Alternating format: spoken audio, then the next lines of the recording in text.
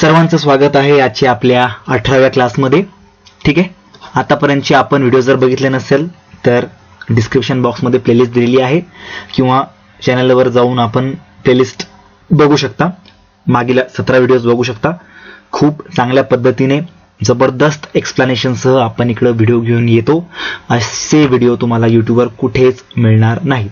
ठीक आहे, तर आजच्या या व्हिडिओमध्ये आपण क्लास 18 घेणार आहोत. तत्पूर्वी आपल्याला एक विनंती आहे, चॅनलला आपल्या सबस्क्राईब केलं नसेल तर चॅनलला सबस्क्राईब करा, व्हिडिओला लाईक करा, कारण खूप मेहनत लागते अशा प्रकारचे व्हिडिओज तयार करण्यासाठी आणि 5000 लाईकचं आपलं टार्गेट आहे. तत्पूर्वी अजून एक आपल्यासाठी जी आपण न्यूज आहे ती आपलं CTET मराठी 25+ मार्कसाठी जे आपण पेपर 1 आणि पेपर 2 साठी जे क्वेश्चन पेपर तयार केलेले आहेत ते पण स्पष्टीकरणासह बघू शकता आपण स्क्रीनवर. ते आपण आतापर्यंत डाउनलोड केले नसतील तर डिस्क्रिप्शन बॉक्समध्ये आणि कमेंट बॉक्समध्ये पिन केलेलं आहे त्याची लिंक. तिथे जाऊन आपण अशा प्रकारची आपली एक वेबसाईट ओपन होईल. ठीक आहे, असं पेज तुमच्या मोबाईलवर ओपन होईल. तिथं आपण इथं फुल नेम मध्ये नाव टाकायचं आहे, आपला ईमेल ID टाकायचा आहे आणि आपला मोबाईल नंबर टाकायचा आहे. त्याच्यानंतर हे जे 59 रुपीज जी माफक आपण फीस ठेवलेली आहे या 12 सेटची, त्याच्यामध्ये 10 पेपर तर मी पूर्ण सोडून दिलेले आहेत आणि 2 तुमच्यासाठी दिलेले आहेत आणि त्याचं स्पष्टीकरण सुद्धा मी दिलेलं आहे. खूप फायदा होईल त्याचा, खूप जास्त फायदा होईल. मग तो पेपर 1 असो किंवा पेपर 2, तर इथून पे सिक्युअरली करून फोनपेने आपण पेमेंट करायचं आहे आणि ते डाउनलोड करू शकता. 24 तासासाठी आपल्याला आपल्या ईमेल ID वर लिंक येईल. जर त्या लिंकला आपण पे केल्यानंतर जर आपल्याकडनं डाउनलोड बरोबर झालं नाही तर आपल्या ईमेल ID वर सुद्धा लिंक येते. त्याच्यामुळे ईमेल ID बरोबर टाका. त्या लिंकवरून आपण 24 तासाच्या आत किती वेळेस ते डाउनलोड करू शकता. ठीक आहे, चला, खूप जबरदस्त आहे. आणि जर कोणी असं असेल की फी पे करू शकत नसेल तर त्यांनी मला कमेंट करावं, मी त्यांना free of cost he PDF देईल, काय अडचण नाही मला. चला, ओके, तर आपण जाऊया आपल्या व्हिडिओकडे. तर बघा आजचा हा व्हिडिओ. पहिला प्रश्न, नियम फक्त एवढाच आहे, स्क्रीन पॉज करून आपण उत्तर द्यायचं आहे कमेंट बॉक्समध्ये आणि नंतर मग माझं जे स्पष्टीकरण आहे ते बघायचं आहे. मग तर्क लावायचं आहे की माझं दिलेलं एक्सप्लेनेशन आणि तुम्ही विचार केलेला एक्सप्लेनेशन सारखा होता का. चला, पहिला प्रश्न आहे बघा, सत्याच्या पलीकडे जाऊन अंदाज लावणे, अनुमान करण्याची पद्धत म्हणजे काय.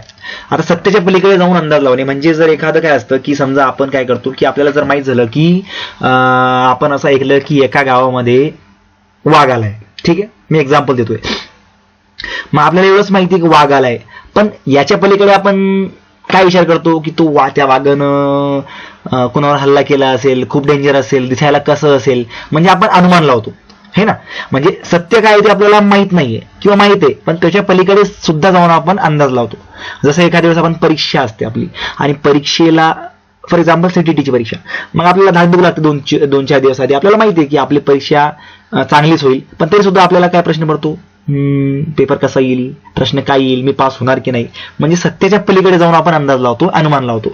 या पद्धतीला काय म्हणतात. पर्याय क्रमांक 1 स्पष्टीकरण, विश्लेषण, अनुमान लावले म्हणजेच इन्फरन्स आणि भाकीत करणे म्हणजेच एक्स्ट्रापोलेशन. ठीक आहे, आता स्पष्टीकरण तर होऊ शकणार नाही, विश्लेषण सुद्धा होऊ शकणार नाही, अनुमान करणे आणि भाकीत करणे या 2 मध्ये आपली गोष्ट अडकली आहे. ठीक आहे, स्क्रीन पॉज करून आपण 3 किंवा 4 मधून उत्तर द्यायचा प्रयत्न करायचा आहे. ठीक आहे, दिलाय. चला, मी चाललो उत्तराकडे. तर आपलं उत्तर बघा, भाकीत करणे. अनुमान लावणे, बघा इथं अनुमान लावून आपल्याला फसवलं त्यांनी की अनुमान करण्याची पद्धत म्हणजे काय. काही जण काय करतील, इथं अनुमान दिलाय, ठीक आहे, इथं अनुमान आहे आणि पर्याय क्रमांक 3 मध्ये सुद्धा अनुमान आहे, म्हणून अनुमानचं उत्तर देऊन मोकळून जायचं. पण नाही, आपलं उत्तर काय, पर्याय क्रमांक 4 भाकीत करणे म्हणजेच एक्स्ट्रापोलेशन. आता हा उत्तर का बरं आला, तर बघा वाचन आकलनात अनुमानाचे 2 प्रकार आहेत. बघा मी जे स्पष्टीकरण इथं टाईप करतो ते देतो ते खूप महत्वपूर्ण असतं आणि त्याच्यात फक्त याच प्रश्नाचं नाही तर भविष्यात येणाऱ्या प्रश्नांचा सुद्धा अभ्यास आणि सराव तुमचा होऊन जातो.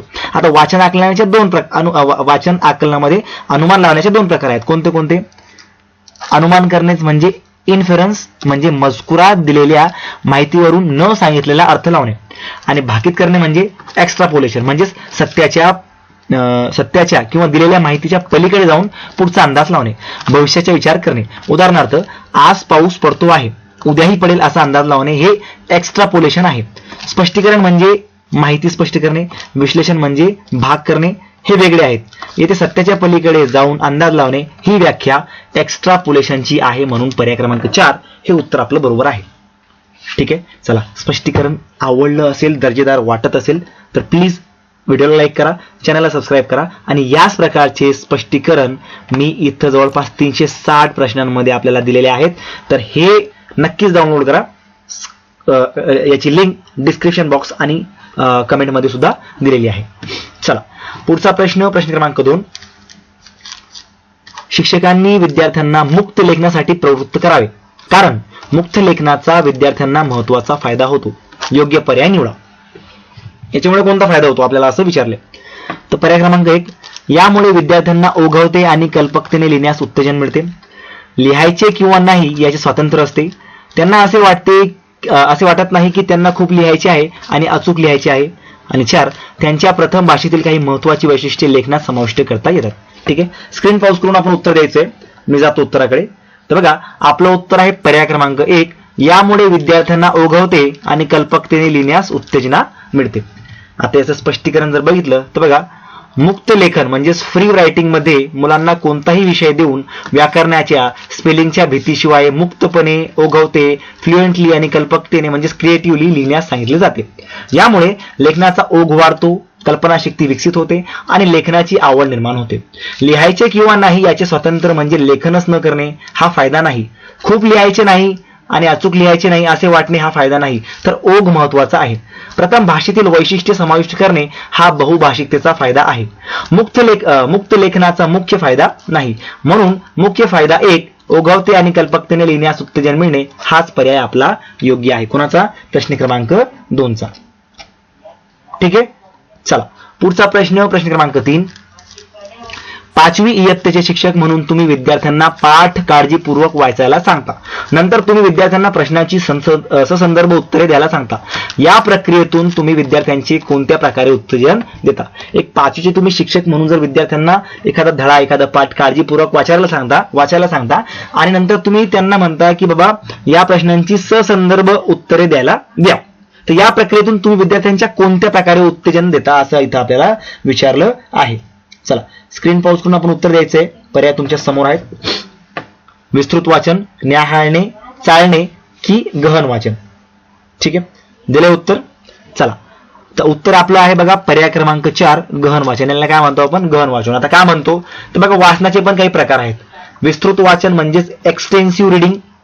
कशासाठी वापरतो आपण? भरपूर आनंदासाठी वाचन, न्याहाळणे. दुसरं काय आहे? स्किमिंग, मुख्य आशयासाठी. सॉरी पहिला इथं हा पहिला झाला. आमची ऑपरेटर पण थोडं टाईप करताना चूक करतात. हा एक्सटेन्सिव्ह सॉरी इथून पहिला कोणता झाला? इथून विस्तृत वाचन. त्याला मराठीमध्ये म्हणतात विस्तृत वाचन, त्याला इंग्रजीमध्ये म्हणतात एक्सटेन्सिव्ह रिडिंग. कशासाठी वापरतो आपण? भरपूर आनंदासाठी वाचन. तेव्हा दुसरा बघा इथून न्याहाळणे, त्यालाच आपण स्किमिंग म्हणतो, मुख्य आशयासाठी जलद वाचणे. ठीक आहे इथपर्यंत. त्याच्यानंतर तिसरं बघा चाळणे, याला आपण स्कॅनिंग म्हणतो, विशिष्ट माहिती शोधण्यासाठी वाचन आणि गहन. इथपर्यंत. आणि शेवटचं गहन वाचन ज्यालाच म्हणतो आपण इंटेन्सिव्ह रिडिंग, म्हणजेच पाठ काळजीपूर्वक बारकाईने वाचून ससंदर्भ प्रश्नांची उत्तरे देणे, म्हणजे आपलं हा चौथा आहे. अर्थ, व्याकरण, शब्द यांचा भास करणे. येथे शिक्षक पाठ काळजीपूर्वक वाचायला सांगतात आणि ससंदर्भ उत्तरे सुद्धा द्यायला सांगतात. म्हणजे प्रत्येक ओळीचा अर्थ, संदर्भ समजून घेणे हे कोणते वाचन आहे? तर गहन वाचन म्हणजेच इंटेन्सिव्ह रिडिंग आहे. म्हणून पर्याय क्रमांक 4 हे आपलं उत्तर बरोबर इथं असणार आहे. चला पुढचा प्रश्न क्रमांक 4. भाषा आत्मसात करण्याची प्रक्रिया घडते केव्हा घडते? पहिला, मुलाला व्याकरणाचे नियम शिकवले जातात तेव्हा. मुलाला भाषांतराचा सराव करून दिला जातो तेव्हा. मुलाला वाचनाची संधी दिली जाते तेव्हा. की मुलाला भाषेच्या संपर्कात आणले जाते तेव्हा. स्क्रीन पॉज करून उत्तर द्यायचंय. तर आपलं उत्तर बघा पर्याय क्रमांक 4, मुलाला भाषेच्या संपर्कात आणले जाते तेव्हा. काय घडते? भाषा आत्मसात करण्याची प्रक्रिया घडते. आता स्पष्टीकरण जर बघितलं तर क्राशेन आणि इतर भाषाशास्त्रज्ञांच्या मते आत्मसात म्हणजेच ॲक्वाजिशन होण्यासाठी व्याकरणाचे नियम शिकवणे, भाषांतराचा सराव करणे, फक्त वाचनाची संधी देणे पुरेसे नाही. भाषा आत्मसात होते जेव्हा मुलाला भाषेच्या भरपूर संपर्कात म्हणजेच एक्सपोजर इनपुटमध्ये आणले जाते. म्हणजे ऐकणे, बोलणे, वाचणे, लिहिणे यांचा नैसर्गिक आणि अर्थपूर्ण वापर होतो. जसे मूल मातृभाषा घरात ऐकून बोलून शिकते तशीच द्वितीय भाषा ही संपर्कातूनच आत्मसात होते. व्याकरण शिकवणे हे शिक्षण लर्निंग आहे. आत्मसात ॲक्वाजिशन नाही. म्हणून पर्याय क्रमांक 4 हे आपलं उत्तर आहे. आपल्या स्पष्टीकरणामध्ये बरोबर उत्तराचंही स्पष्टीकरण असतं आणि चुकीच्या उत्तराचंही स्पष्टीकरण असतं. मी जरी एक्सप्लेनेशन करताना कुठेतरी चुकलो तर आपण स्क्रीन पॉज करून ते वाचून स्वतः सुद्धा त्याचा अभ्यास करू शकता. चला पुढचा प्रश्न क्रमांक 5. वर्गात मातृभाषा वगळणे हे पुढीलपैकी कोणत्या पद्धतीचे वैशिष्ट्य आहे? एखाद्या वर्गात मातृभाषाच वगळून घेणे हे कोणत्या पद्धतीचं वैशिष्ट्य आहे? नैसर्गिक, द्विभाषिक, श्रव्य भाषिक की थेट? स्क्रीन पॉज करून आपण उत्तर द्यायचंय. आपलं उत्तर आहे पर्याय क्रमांक 4. भाषा शिकवण्याच्या पद्धतीमध्ये थेट पद्धती म्हणजे डायरेक्ट मेथडमध्ये वर्गात मातृभाषेचा वापर पूर्णपणे वगळला जातो आणि फक्त लक्ष्य भाषा म्हणजे टार्गेट लँग्वेजचाच वापर केला जातो. वस्तू, चित्रे, कृती यांच्या मदतीने शिकवले जाते. नैसर्गिक पद्धतीमध्ये नॅचरल मेथड म्हणजे नैसर्गिकपणे भाषा शिकवली जाते पण मातृभाषा पूर्णपणे वगळली जात नाही. द्विभाषिक म्हणजे बायलँग्युअल मेथडमध्ये मातृभाषा आणि लक्ष्य भाषा दोन्ही वापरल्या जातात. आणि श्रव्य भाषिक म्हणजे ऑडिओ लिंग्वल मध्ये ऐकणे आणि बोलणे यावर भर असतो पण मातृभाषा वगळणे हे वैशिष्ट्य थेट पद्धतीचे आहे. म्हणून पर्याय क्रमांक 4 थेट हे योग्य उत्तर आहे. चला पुढचा प्रश्न क्रमांक 6. भाषाशास्त्रीय क्षमता विद्यार्थ्यांना कशा प्रकारे मदत करते?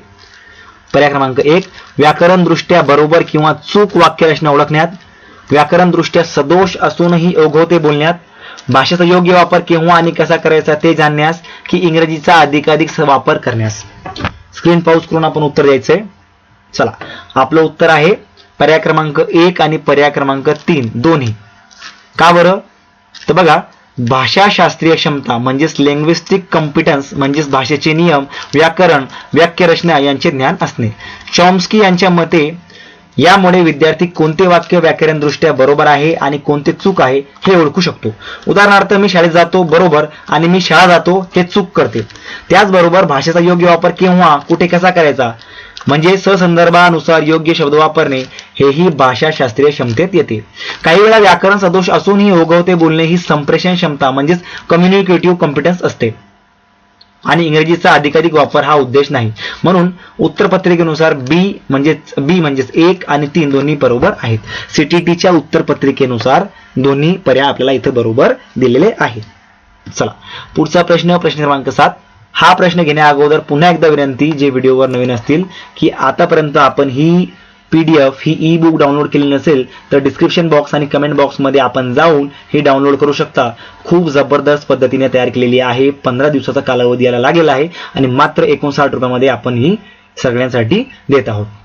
10 प्रश्न संच आहेत सोडवलेले आणि 2 तुमच्यासाठी दिले. तुम्ही ते सोडवून आपली पातळी बघू शकता की अजून किती अभ्यास करायचा बाकी आहे. चला पुढचा प्रश्न क्रमांक 7. प्राथमिक पातळीवर शिक्षक साधारणपणे विद्यार्थ्यांना रंग भरण्यास, रेखांकन करण्यास प्रवृत्त करतात. याचा लाभ कोणता? वर्गात शांतता राहण्यासाठी विद्यार्थ्यांना गुंतवून ठेवण्यात, उत्तम गतिबोधन क्षमता विकसित करण्यात, विद्यार्थ्यांचे मनोरंजन होण्यात की शिक्षकांना अध्यापनातून विश्रांती होण्यात? हा पर्याय क्रमांक 4 तर इथंच कटून जातो.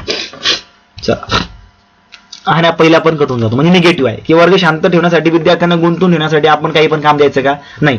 आपल्याला अध्यापनातून विश्रांती पाहिजे म्हणून आपण हे काम द्यायचं का? नाही. तर पर्याय क्रमांक 2 आणि 3 मध्ये आपलं कुठेतरी उत्तर असणार आहे.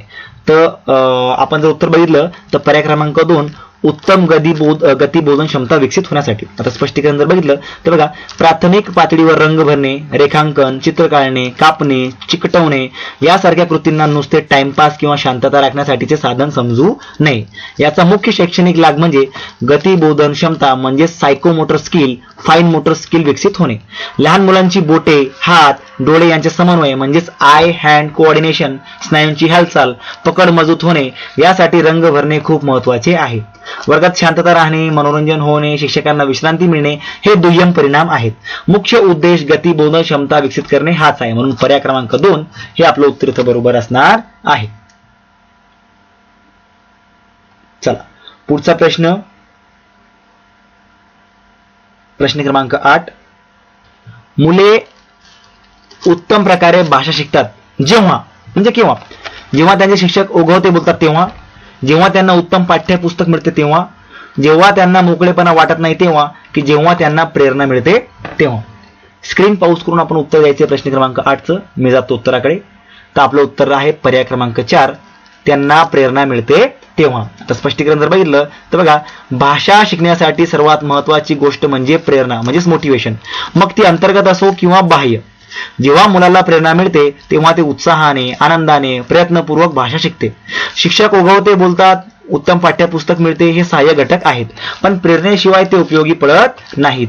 मोकळेपणा वाटत नाही म्हणजे भीती, तणाव, दडपण वाटणे यामुळे अफेक्टिव्ह फिल्टरवर जातो आणि भाषा शिकणे थांबते. हे तर उलट नुकसानदायक आहे. क्राशन यांच्या मते कमी तणाव, जास्त प्रेरणा, आत्मविश्वास असेल तरच भाषा आत्मसात होते. म्हणून पर्याय क्रमांक 4 प्रेरणा मिळते हेच योग्य उत्तर आहे. चला पुढचा प्रश्न क्रमांक 9.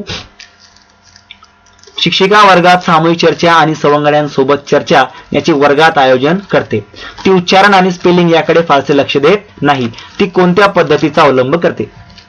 पारंपरिक पद्धत म्हणजे ट्रेडिशनल, ऐच्छिक म्हणजे इक्लेटिक, संरचनात्मक म्हणजे स्ट्रक्चरल की रचनात्मक म्हणजे कन्स्ट्रक्टिव्हिस्ट. स्क्रीन पॉज करून उत्तर द्यायचंय.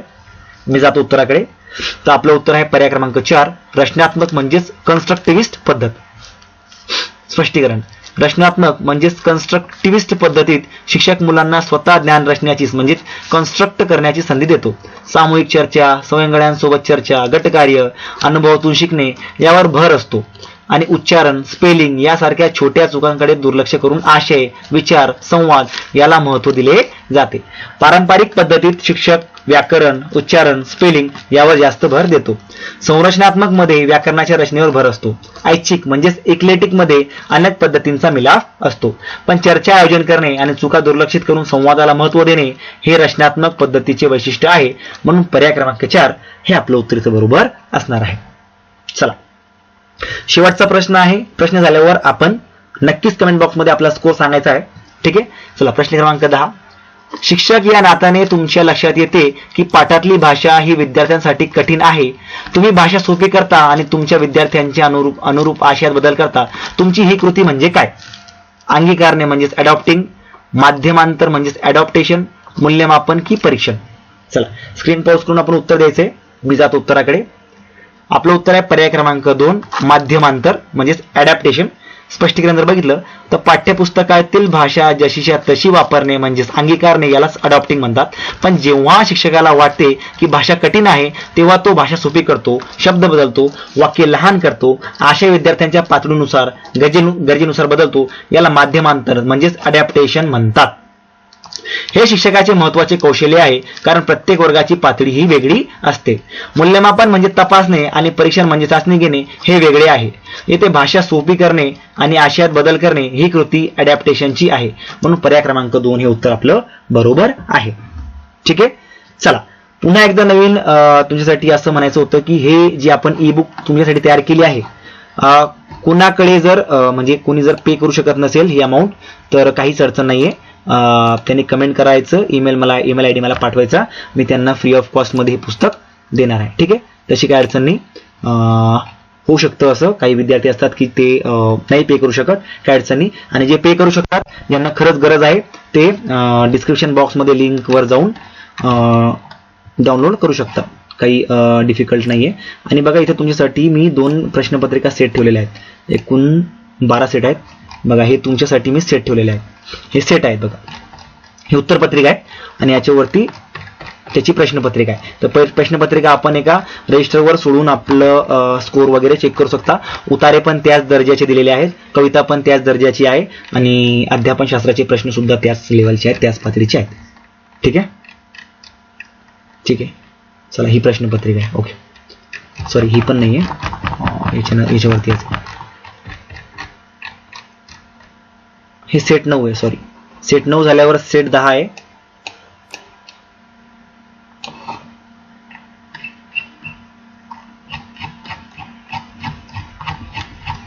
एक सेकंड. याच्यात तुम्ही बघू शकता क्वालिटी कशी आहे, प्रश्न क्वालिटी कशी आहे तुम्ही बघू शकता.